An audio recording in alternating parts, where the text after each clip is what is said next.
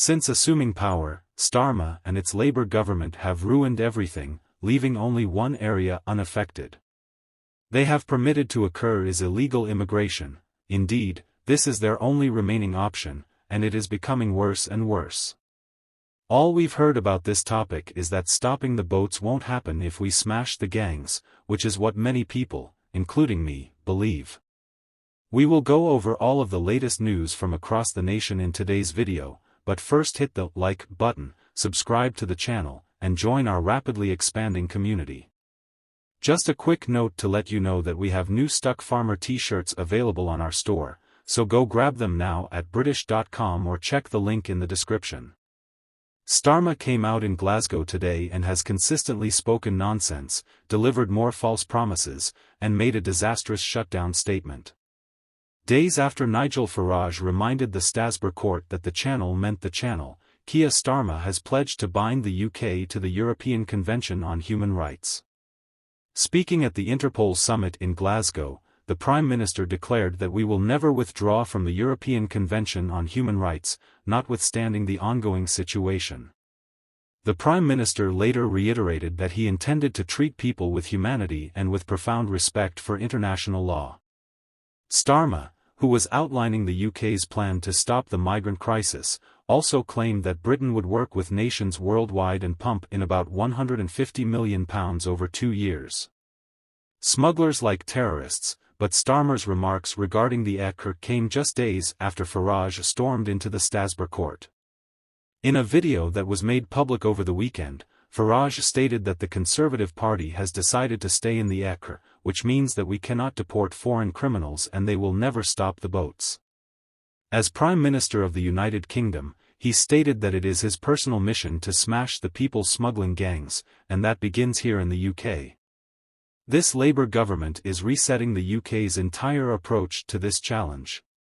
No more gimmicks, gesture politics, irresponsible, undeliverable promises that almost by design seek conflict with other nations. Instead, we are approaching this issue with humanity and profound respect for international law. We will never withdraw from the European Convention on Human Rights. In fact, we are proud of the role the UK played in creating that convention. Respecting international treaties also makes international cooperation easier because it demonstrates that the UK is a reliable partner. As I say, our approach is different.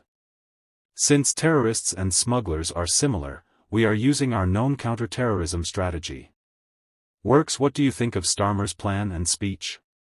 Tell me in the comments section of another news article. In an interview, Conservative MP Andrew Bowie expressed his excitement about Kemi Badeno's election as the party's new leader, saying that the party can now turn its attention away from the Labour Party and concentrate on opposing the government. Bowie also highlighted the excitement created by Bardach's election and the opportunity it presents for the Conservatives to provide the British people with an alternative. The big question, according to Bowie, is where the Conservative Party will go now that Kemi has been appointed leader. He also stated that the party hopes to overthrow this failing government within the next 4 to 5 years under Bardach's leadership. Bowie also criticized Labour's proposed increase in the inheritance tax for farmers, citing the possible effects on food and agriculture. He contended that the policy would make it more difficult for farmers to pass on their land to the next generation, causing them to sell off their land in an attempt to avoid paying the tax. Bowie expressed concern that this could result in less food being grown in the UK for domestic consumption and came to the conclusion that the proposed tax increase would be bad economics and detrimental to the nation's farming prospects going forward. Bowie also demanded that Labour MP Dor Butler's whip be fired for a contentious retweet. Finally, a royal insider claims that since receiving a cancer diagnosis, the Princess of Wales has become more engaged in her faith. The source, who is reportedly a church-going friend of the couple, has reportedly supported the princess's growing religious interest since her cancer diagnosis.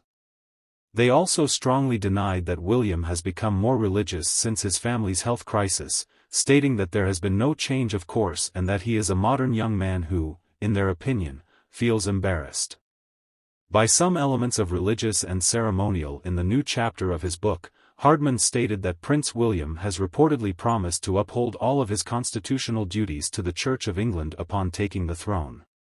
He wrote that William would not suddenly become a regular worshipper or lose interest in something that he does not personally feel, but he also revealed that William has not historically shared his father's interest in faith and spiritual ism or the late Queen's strong devotion to the Anglican community. It was even implied that some royal officials believed the heir to the throne lacked the occasional wise old consiler who could point out a potential blunder. Even when the heir to the king made completely harmless remarks, Hardman notes that they weren't always in accordance with official policy. When Prince Harry assumed the position of head of the church following Queen Elizabeth's death in September 2022, he characterized King Charles as being extremely religious in his memoir, saying that the monarch is well known to adhere to his faith zealously, much like his late mother. Charles promised to uphold the various religions of a multicultural Britain with the same zeal that he does Christianity. The Princess of Wales revealed earlier this year that she had received a cancer diagnosis in March and temporarily resigned from her royal duties in order to prioritize her health, and the mother of three shared a video on social media in September to announce that she has completed her chemotherapy treatment. In his updated biography of the king, Hardman disclosed Kate's growing interest in her faith. He also disclosed that Charles has allegedly stopped Prince Andrew's allowance and intends to carry out the late Queen's will, which calls for him to move from Royal Lodge to Frogmore Cottage. What are your thoughts on the topics we covered in today's video? If you haven't already, please make sure to like this video. Robert Hardman disclosed that Kate 42 and her husband Prince William has distinct views on faith and religion.